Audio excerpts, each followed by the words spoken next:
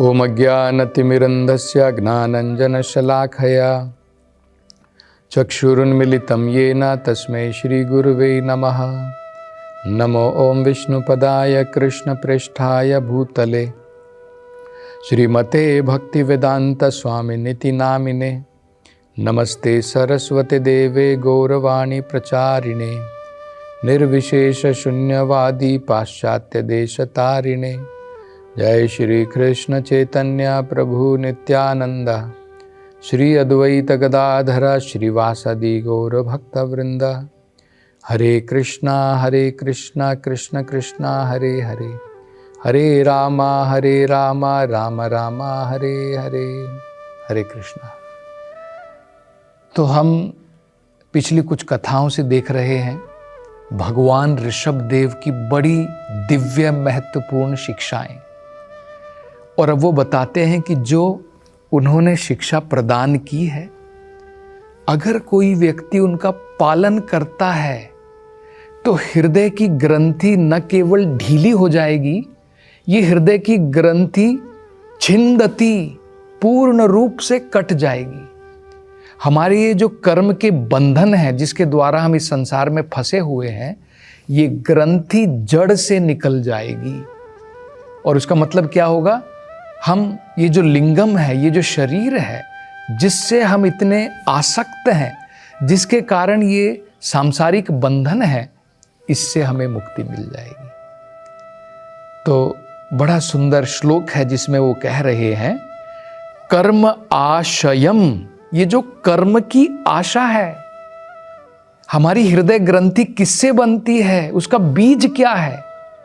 कई बार हमारे मन में विचार आता है कि भई आप कह रहे हैं कि हम भौतिक संसार में एक गांठ से बंधे हुए हैं, ये गांठ लगती कैसे है? ये गांठ लगती है कर्म आशयम, जब भौतिक कर्म करने की मन में इच्छाएं रहती हैं। जब तक मन में भौतिक इच्छाएं रहेंगी, ये कर्म की गांठ लगी रहेगी। तो भगवान ऋषभदेव देखिए कितना सुंदर विषय बता रहे हैं। कर्म आशयम हृदय ग्रंथि बंधम। ये जो कर्म करने की आशा है, होप है कि मैं कर्म करूंगा, फल को भोगूंगा, स्वर्ग लोक जाऊंगा, अनेकों प्रकार के सुख समृद्धियों को, भोग विलास को भोगूंगा, इसके कारण कर्म ग्रंथि लग जाती है, गांठें बंधनी शुरू हो जाती हैं हृदय के अंदर में। तो कर्म आशयम हृदय ग्रंथि बंधम। और ये किसके कारण है? क्या हम बड़े ज्ञानी हैं? अविद्या, ये अज्ञानता के कारण है। अज्ञानता के कारण हम लोग अनेकों प्रकार की भौतिक इच्छाएं करते हैं, और भौतिक इच्छाओं के द्वारा कर्म की ग्रंथि, हृदय की ग्रंथि बंध जाती है। मतलब क्या है? विद्या, आध्यात्मिक विद्या बहुत महत्वपूर्ण है। ओम अज्ञानातिमिरन्धस्य ज्ञानाञ्जन शलाखया। हमारी जो आंखें बंद हैं, अंधकार में हैं, वो ज्ञानन का मतलब है आध्यात्मिक ज्ञान के द्वारा इन आंखों को खोलना है। तो कह रहे हैं अविद्या असादितम अप्रमत्तः। वो कह रहे हैं कि ये जो मैंने शिक्षाएं प्रदान की हैं, जो भी मैंने अभी तक शिक्षाएं जो प्रदान की हैं तुम्हें, उन्हें अप्रमत्तः मतलब है बड़ी सावधानी के साथ। प्रमत्ता जो होता है, जो पागल है, वो सावधान नहीं होता है। आपने देखा होगा प्रमत्ता क्या होता है? बड़ा असावधान होता है, सड़क पर कहीं पर भी लेट जाता है, ट्रैफिक चल रहा है उसको क्रॉस करता है, वो प्रमत्ता है, पागल है। लेकिन जो अप्रमत्ता है बहुत सावधान होता है। सावधानी बरतने का मतलब क्या है? मुझे क्या करना चाहिए, क्या नहीं करना चाहिए, बहुत अलर्ट है, सावधान है। तो कह रहे हैं कि जो मैंने शिक्षा प्रदान की है, उन शिक्षाओं को बड़ी सावधानी के साथ में समझने का, अपने जीवन में उतारने का प्रयास करो। उससे क्या फायदा होगा? फायदा ये हो गया कि तुम्हें ज्ञान की प्राप्ति होगी, और ज्ञान की प्राप्ति होगी तो अविद्या चली जाएगी।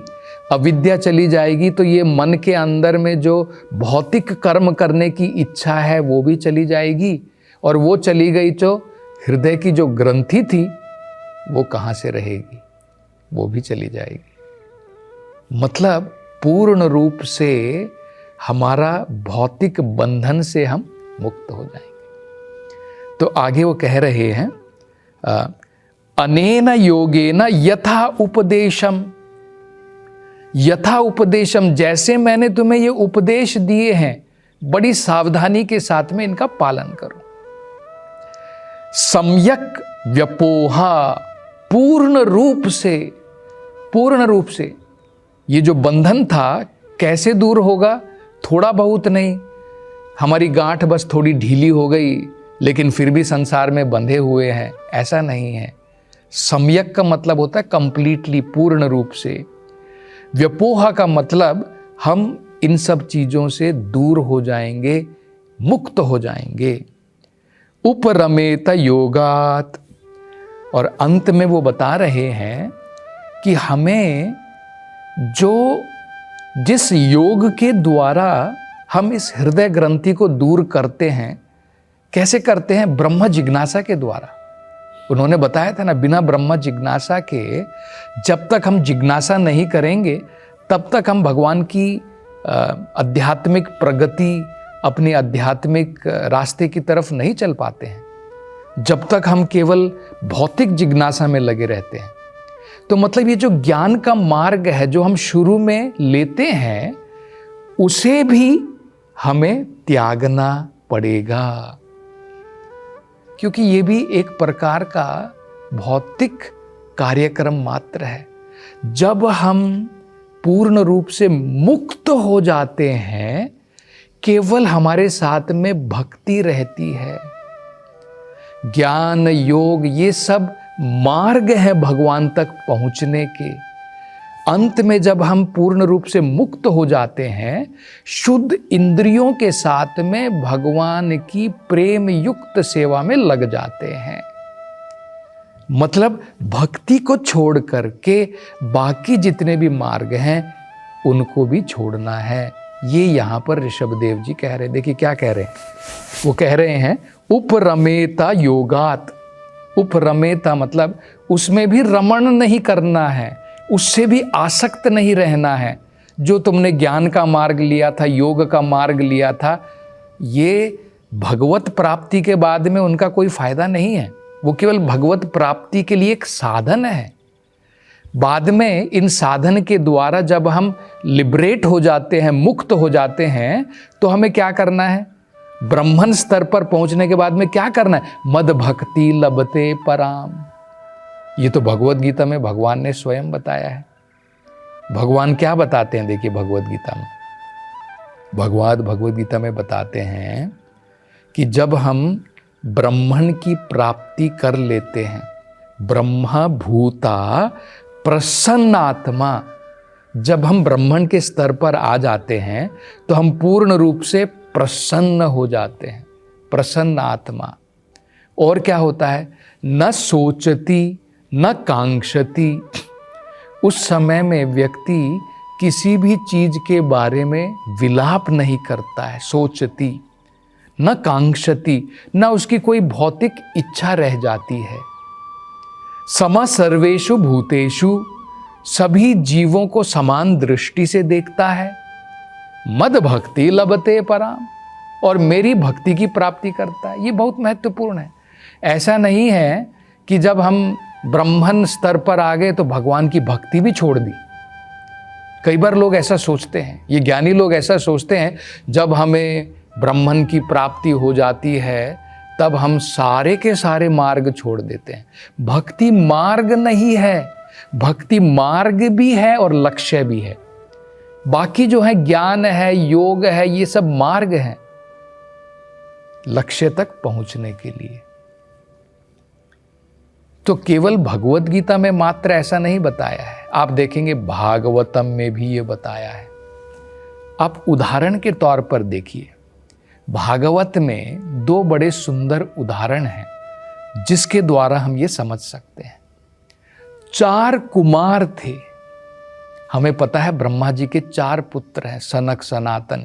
ये जो 4 कुमार हैं, इनके बारे में बताया जाता है ये अपने शरीर को केवल बच्चे के रूप में रखते हैं और पूर्ण रूप से कोई वस्त्र भी धारण नहीं करते, क्योंकि बच्चे के रूप में है, और कहीं पर भी चले जाते हैं। तो ये जो 4 कुमार थे, ये सोच रहे थे कि हम तो पूर्ण रूप से मुक्त पुरुष हैं, अब हमारा किसी भी तरफ आकर्षण नहीं है, क्योंकि मुक्त पुरुष जो होता है संसार की आसक्तियों से मुक्त हो चुका है। लेकिन उसका मतलब ये नहीं है कि आध्यात्मिक भी कोई आकर्षण नहीं रहता है। सांसारिक आकर्षण 0 हो जाता है, लेकिन आध्यात्मिक आकर्षण तो होना चाहिए ना।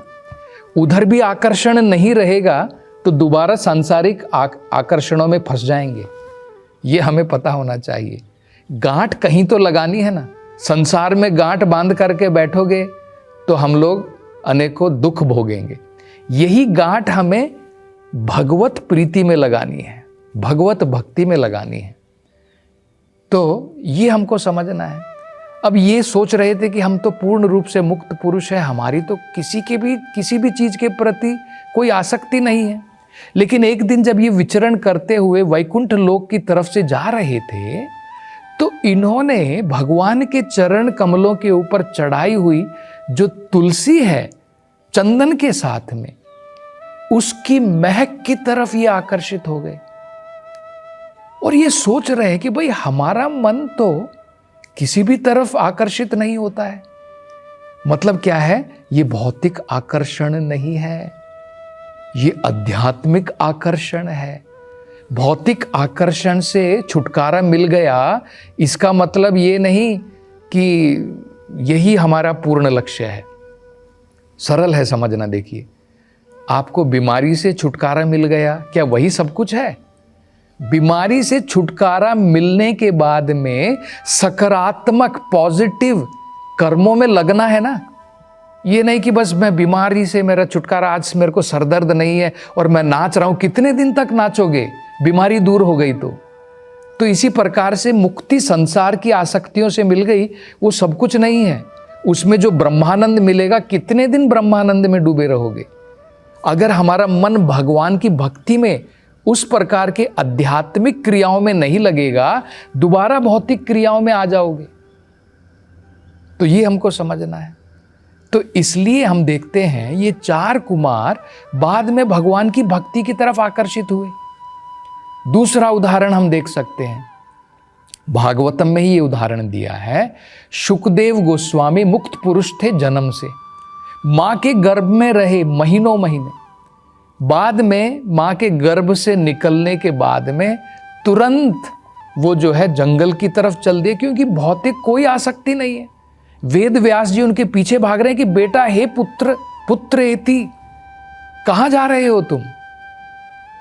तो वो तो कह रहे थे कि नहीं, मेरा कुछ लेना देना नहीं है, मेरा घर गृहस्थी से, संसार से कोई आसक्ति नहीं है। वो तो मुक्त पुरुष थे।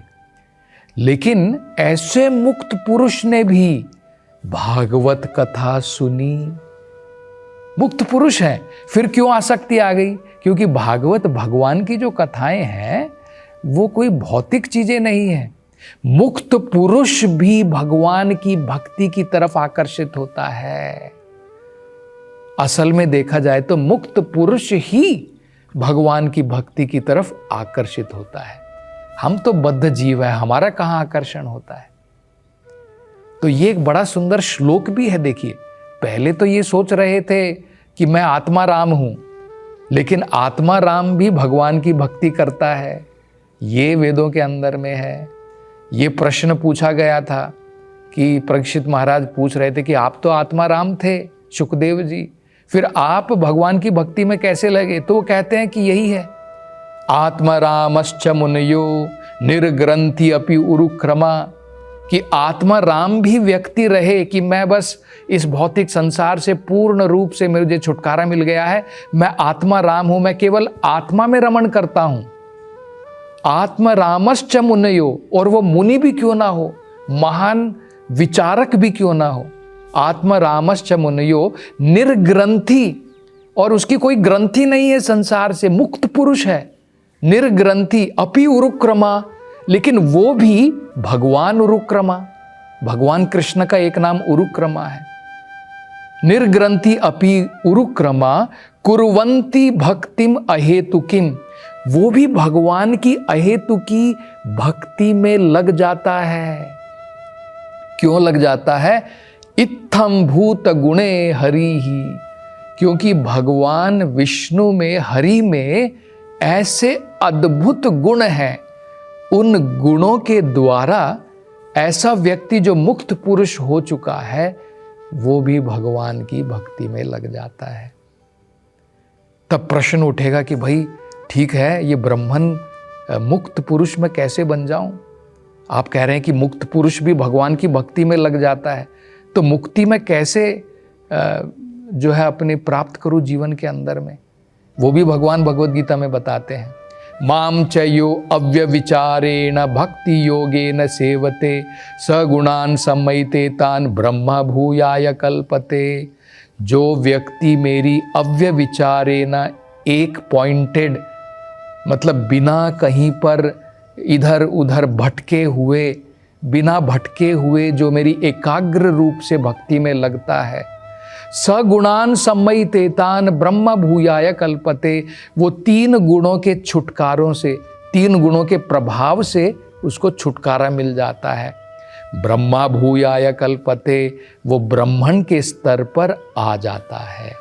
मतलब ये जो शिक्षाएं दे रहे हैं ये बहुत महत्वपूर्ण है कि ज्ञान मार्ग, योग मार्ग हमने जो अपनाया था मुक्ति प्राप्त करने के लिए, उसके बाद में हमें भगवान की भक्ति में लगना है। ये तो केवल साधन मात्र है।